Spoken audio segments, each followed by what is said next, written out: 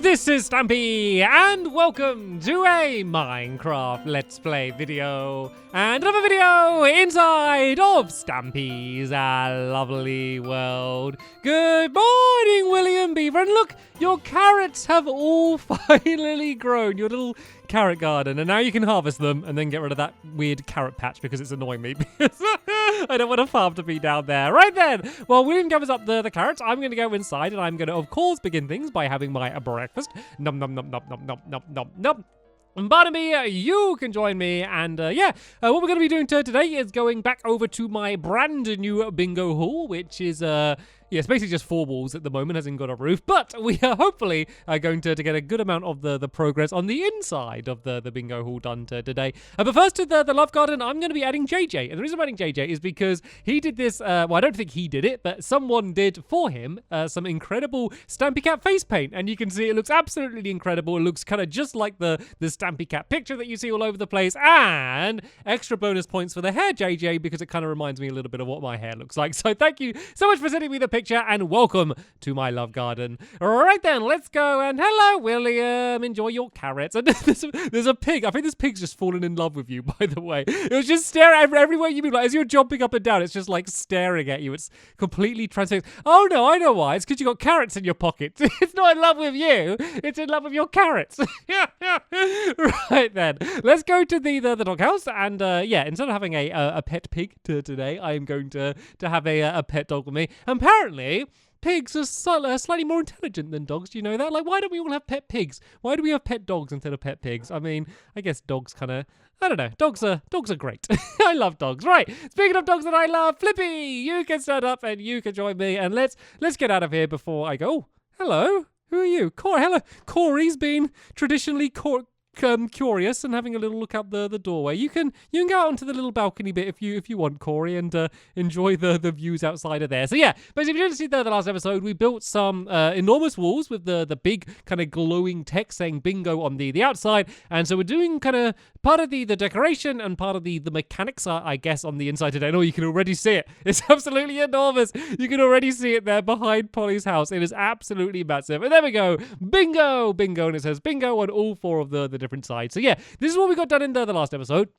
I have done a little bit of progress in between this episode and the last episode. So basically, as you can see, I basically put in some ladders, and I also put just like a couple like tiers. All of therefore, like these extra floors is basically as a platform to be able to do some of the mechanics and stuff on. Like, you won't even be able to see these, but I just thought it'd be easier just to add these in before we get started. And speaking of getting started, you know what you need to do, William. So William's going to be digging out and placing down all of the floor down here. So this is basically going to be a big open area. There's going to be 4 corners with like kind of sectioned off areas. You place down carpet with different colors, and that's going to kind of mark out your like grid, I guess. And then as the colors drop down, you basically mark it if you get the same color. That's going to be the way we play bingo. So, right, while William gets to work doing that, I am going to get to work kind of building some of the other stuff. So this is where you enter.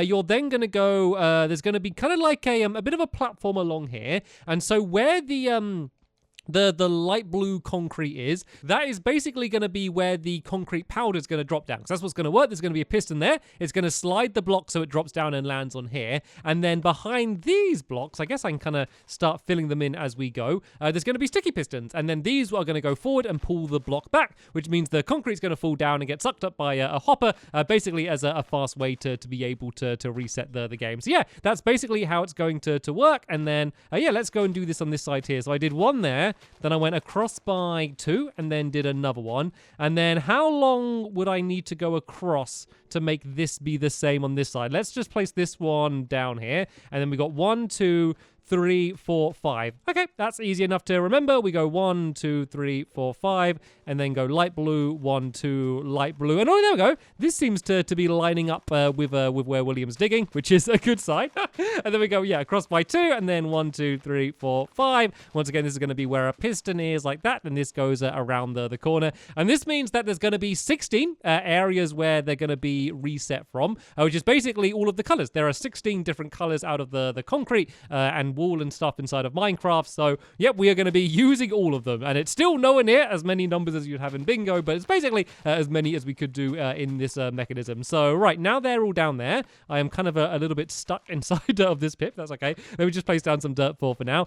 This is going to mark where, like, the walls are going to be poking up. So, all of the walls are going to be going all the way along here. These are going to be light blue, and then, yeah, the concrete is going to drop down this entire area there. So, let's go around and let's just go and place down all of these sticky pistons just so we have them all marked out. Of course, they're not touching the blocks, but eventually they're going to be like default being pushed forward, I guess, and then when the redstone gets set off. So basically, there's going to be one button. When you press the button, it's going to first pull back these blocks, which will mean any concrete that's on them will be taken away, basically to reset the game, and then it will go and fire down the next bit of concrete. Then that way you're never going to be confused. Like, there's only ever going to be kind of one bit of concrete down on these blocks, and we just kind of need to get the timing right so we can kind of do it all as fast as we can, so you're not kind of waiting around bored, because let's be honest, bingo can be a little bit of a boring game at the best of the time. So yeah, we don't want it to we don't want it to be too slow. So there we go.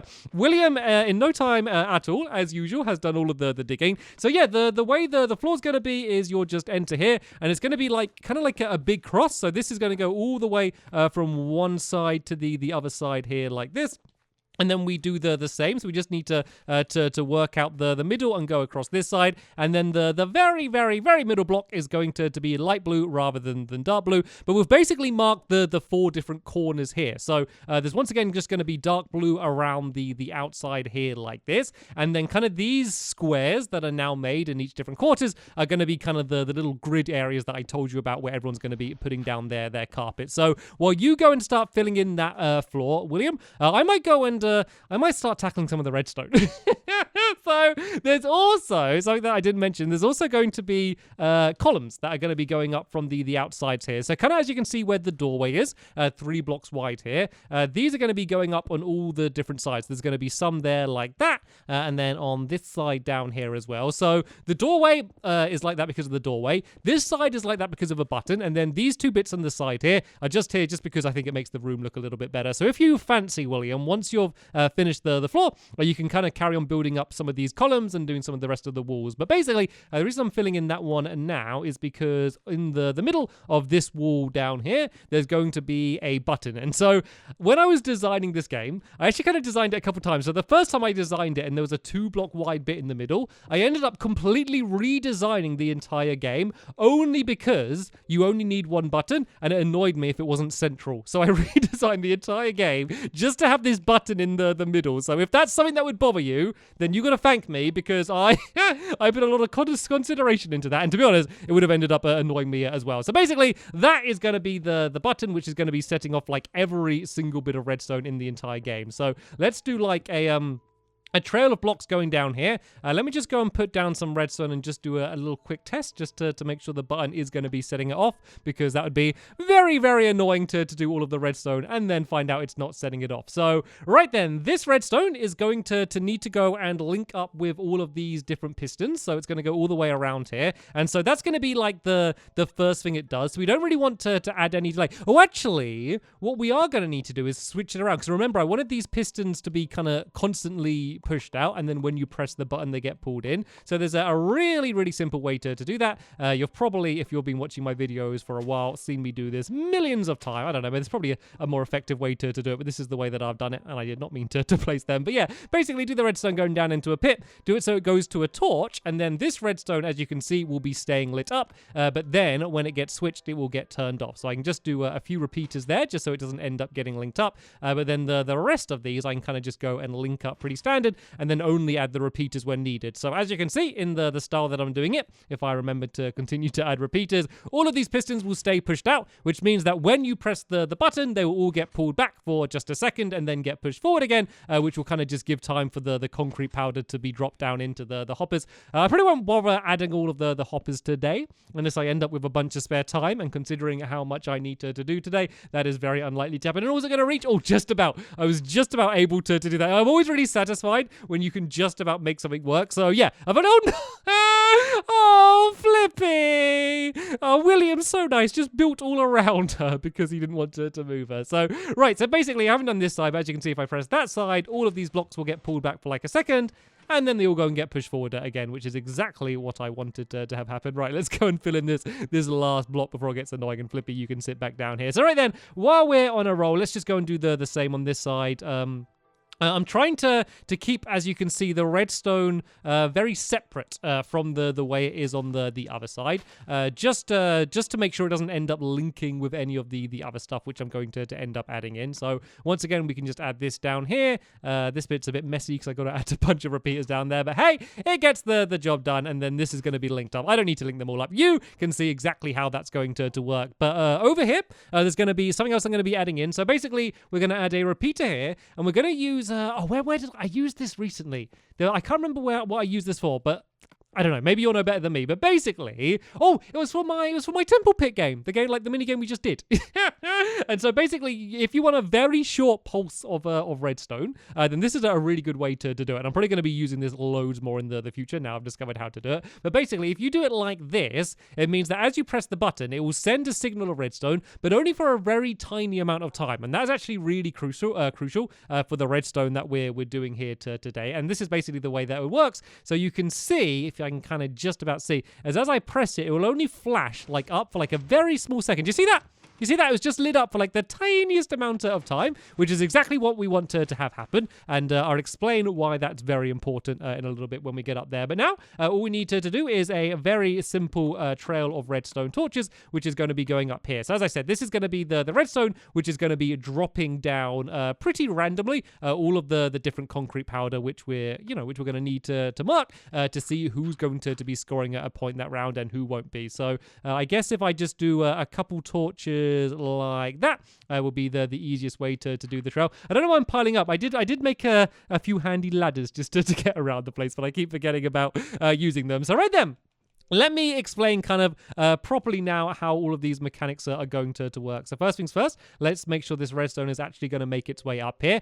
And so right then, all I need to do is line up with where these blocks are down here. And then I need to place some pistons, which are going to be pushing the concrete off. So I'm not going to do the piston right at the front here. I'm actually going to do it a couple blocks back. That's because here, there's going to be a trail of concrete powder going right up through the ceiling. And so it's going to drop down and then it's going to be slid along. So there's going to be two there and then kind of a constant supply of new concrete coming down there like that. But then I also need to add a piston, which is going to be on the ceiling here like this, because the way the redstone's going to end up working is there's going to be a minecart track whizzing all the way around the ceiling above my head here. And then as it goes over one of these pistons, this piston will then go and get dropped down. And then if there's a redstone signal going to it as it's dropped down, it means that this piston is going to be sent off. So what that basically means is as you press the button, only one of these pistons is going to push down the concrete powder, but it's going to be very difficult to predict which one it's going to be because you won't be able to see the minecart, so you won't know where it is. So that's why it's really important that we just have the really short pulse of the redstone kind of going through, because if it lasted for a while, then it could end up pushing down, 2 or maybe even more of the concrete powder, which would be fine, I guess. It just means it'd be a really good round because you're able to get rid of 2 at the same time. So let's go around the outsider here like this and place down all of these pistons where they need to be. Luckily, because we did those blocks earlier, it's really easy to line it up to see exactly where it is that they need to be. And I can go, whoa! Hello, William. You made me jump there building that wall. Actually, if you just build up to here, William, if you don't worry about building any higher for this wall. If we leave all of this open for now, it might make things easier for my redstone. But tell you what you can do, grab these pistons, and I know this isn't really your area of expertise, but we can consider this a challenge. Basically copy what I was doing going around the outside. So from where the light blue concrete powder is, just go 2 blocks in and then place it down. Okay? Good luck. Good luck. If need be, run and find Polly. Her house is very nearby and get her to help you out. And then all I need to do is go and place all of these sticky pistons directly over the top of these. And then if I just put any block, basically all it is that because redstone can send a current through a block, basically it just means that if there's a block there, it means it's going to send the redstone current through. So before I go and like put down all of these pistons and get it all working, let me just test these first few, because this is where I build the entire thing. Then I press the button and just nothing happens, and then I end up bursting into tears, and you're going to hear a grown man cry. That's hopefully not going to happen though. That is not the plan at all. Do you want to grab some sticky pistons? And seeing as you did such a, I'm assuming you did a good job. I mean that looks good enough. You did as good as I did at least, and I guess it's either all going to work or all not going to work. But yeah, just copy what I did basically and place down some blocks on them as well. It's quite important. So yeah, this redstone can just loop around. Actually, I guess I can kind of just go out to the side here. And then this needs to link up with all of these around the outside like this. Hopefully I'm gonna I might actually need to run to Polly's house to grab some more redstone. I don't know if you've got any spare redstone on you, William, but I think I might actually run out of redstone. I completely underestimated how much I was going to need. I think I underestimated how much I was going to get done today. I'm kind of quite impressed. I mean, I know I haven't done any of the minecart stuff yet today, but we're actually getting a surprising amount of this done. But there is a little bit more that I'm gonna need to do downstairs as well to get that side finished. Basically, I'm going to be doing half slabs of a bunch of different types of wood, basically just to mark like who's gonna be on whose side. I don't know, something that I realized I should have been doing is adding some repeaters, and I know it could have been like more efficient and kind of cut the corner a little bit more, but yeah, I just kind of rather make it look neat and tidy, so that's the reason I did that. Right then, what I might do then is, do I have any, I don't have any sand or gravel. Right, I do have some colored concrete powder outside the front here in a chest,